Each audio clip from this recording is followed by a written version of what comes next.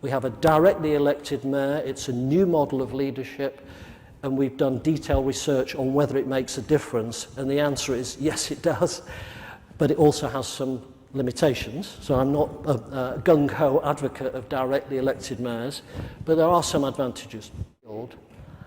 And I'm going to take us to Melbourne. In 1978, a local journalist wrote an article about Melbourne, and this is from that paper, saying that the city had a, quote, empty, useless city centre. True.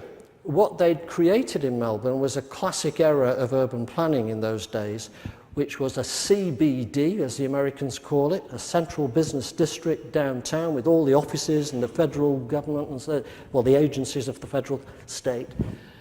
At night it was totally empty, so it's a hopeless break between the nighttime and daytime economy, and therefore it was actually quite unsafe.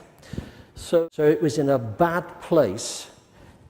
In the last 5 years, and we could debate this, The Economist, Melbourne has been number one, I think, or not, if not number one, in the top 3 every year for the last 5 years. So it's not just become number one in Australia, it's become number one in the world, according to The Economist.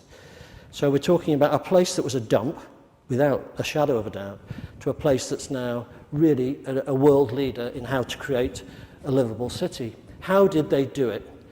The answer is place-based leadership. But key features here were a left-leaning city hall with politicians. We haven't any in the room today, but I credit the politicians with saying we're not having an empty, useless city centre. We're going to put the public realm front of stage in all of our decision-making, particularly in negotiations with developers. So they became very demanding on what was expected. And okay, it's a good location, Melbourne. It's got investors wanting to come there, so it's got some advantages. We have to accept that. But they used the power of place to get what they wanted, not what the developers wanted in terms of just profits. So basically, they transformed the city centre. They created a city design team. Rob Adams is the city design director of Melbourne. He's still there. He's worked there for over 20 years. It comes down to individuals at times, these things. He was given power to lead, and he did lead and is leading. So the centre of the city has been transformed. We've got basically cars out, people in. For Amsterdam, this is going to be fairly familiar territory. But imagine a city that was not like Amsterdam. It was in a bad place. It had to make a lot of change. And they did make a lot of change.